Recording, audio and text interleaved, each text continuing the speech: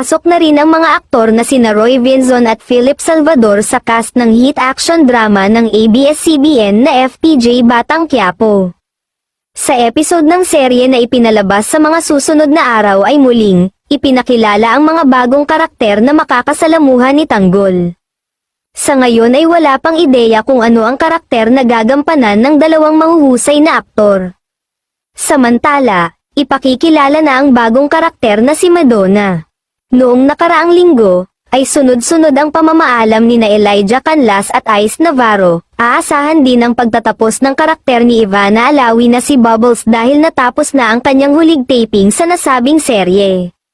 Sa mga susunod na araw ay nakatakdang makilala ang ipapalit ni Coco Martin sa mga natanggal na karakter at papasok sa Batang Quiapo. Sa paglisan nga ay mas marami pa na kapamilya star ang bagong cast member at posibleng maging kapalit nito. Tiyak umano na marami ang magugulat at magiging masaya dahil hindi inaasahan ang pagiging cast member niya ng Batang Quiapo.